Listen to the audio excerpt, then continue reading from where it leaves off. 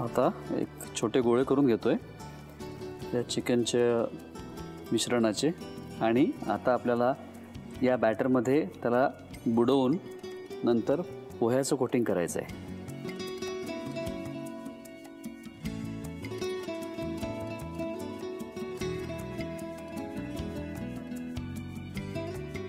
थोडंसं फ्लॅट करून याच्यामध्ये मी बुडवतोय या बॅटरमध्ये आणि पोह्यामध्ये त्याला टाकतोय।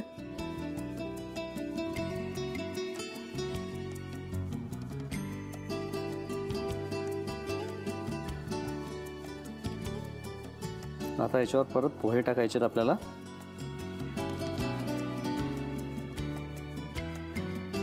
पोह्यामध्ये रोल करून याला आपल्याला थोडंसं फ्लॅट करायचं आहे।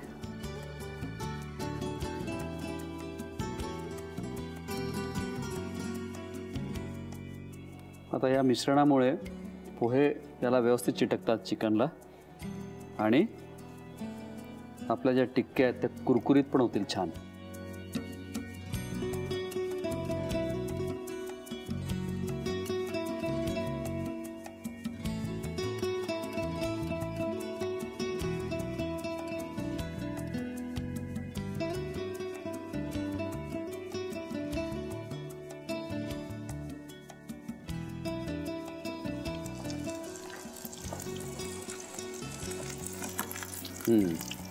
आता तेल तापलेलं आहे। आता आपण या टिक्क्या आहेत फ्लॅट करून तेलामध्ये सोडूया।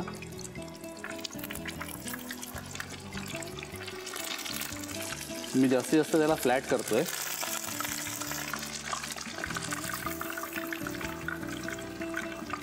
वा, मस्त झाले कुरकुरीत।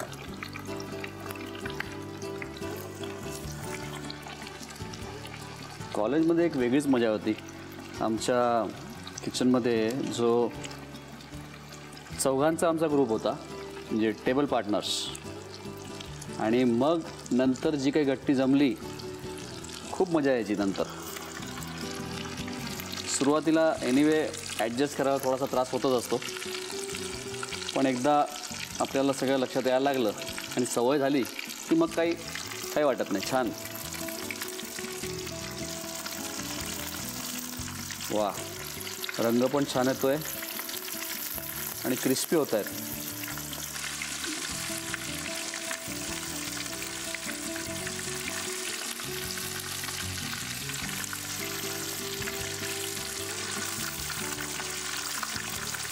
बरं, याच्याबरोबर आपल्या आवडीचा सॉस द्यायचा आहे। ग्रीन चटणी पण छान लागेल किंवा गार्लिक मेयोनेज मस्त लागेल याच्याबरोबर, तो आपल्याला करता येईल।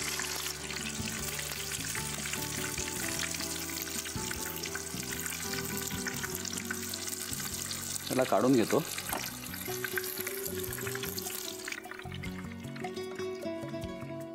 वा, आणि याला मिक्स करूया।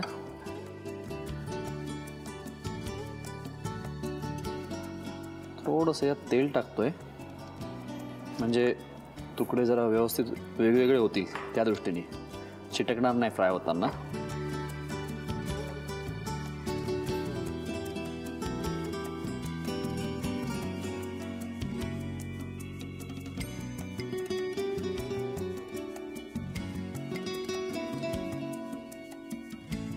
क्रिस्पी याला फ्राय करून घ्यायचं आहे आपल्याला।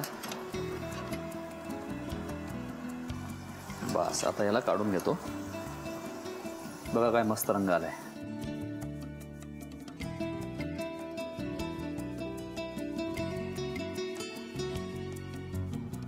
आता हे सगळे पीसेस फ्राय करून झालेले आहेत, मस्त झालेत कुरकुरीत। आता आपल्याला पुढची कृती करायची। आपल्याला आता एक सॉस बनवायचा आहे, त्याच्यामध्ये आपण हे सगळे टॉस करणार आहोत।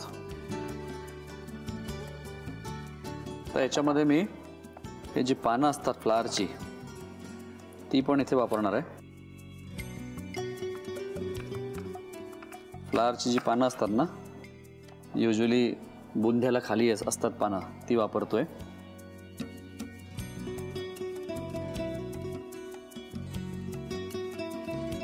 कांद्याच्या पातीचा खालचा भाग,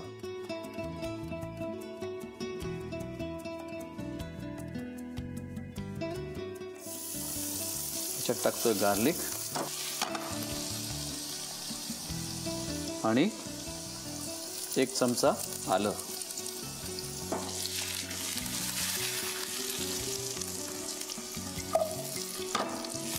कांद्याच्या पातीचा पांढरा भाग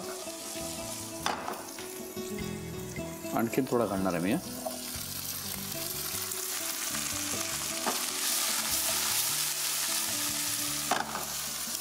2 ते 3 हिरव्या मिरच्या,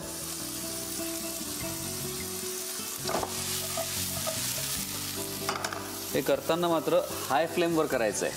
पण चायनीज कुकिंगमध्ये हाय फ्लेमवर केलेल्या गोष्टी त्या टेस्ट छान लागते, वेगळी टेस्ट लागते आणि त्याला एक कुरकुरीतपणा येतो आणि सॉस पण एकदम टेस्टी होतो.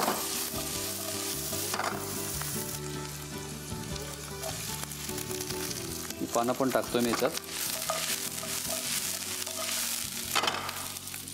त्याचबरोबर हे तुकडे आपण कॉलीफ्लॉवरचे दांडे आहेत ते आपण तळून घेतलेले आहेत क्रिस्पी आणि ते आपण या पॅनमध्ये टाकलेले आहेत.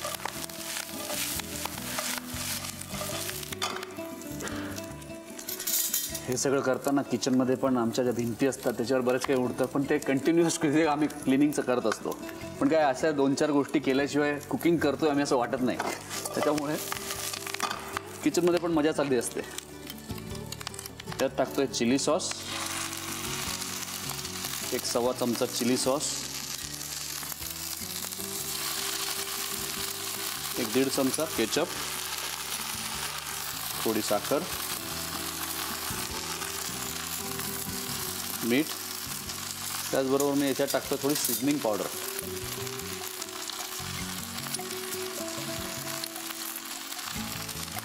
विनेगर टाकायचं आहे पण ते सगळ्यात शेवटी टाकू आपण. बस याला मी ड्राय ठेवतोय, याच्यात मी बाकी काही टाकत नाही. आता आणखी काही सोया सॉस किंवा कॉर्नफ्लॉवर वगैरे काही टाकत नाही. मला ड्राय पाहिजे स्टार्टर, त्याच्यासाठी मी दुसरं काहीच टाकलेलं नाही आहे. थोडंसं विनेगर टाकतो याच्यात आणि उरलेली कांद्याची पात. बस मस्त झालं आहे स्टार्टर. आता सगळ्यात शेवटी मी फक्त टाकणार आहे क्रश केलेलं ब्लॅक पेपर, काळी मिरी. मस्त लागणार आहे डिश.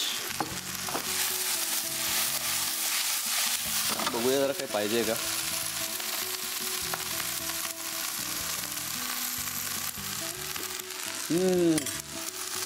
मस्त आली.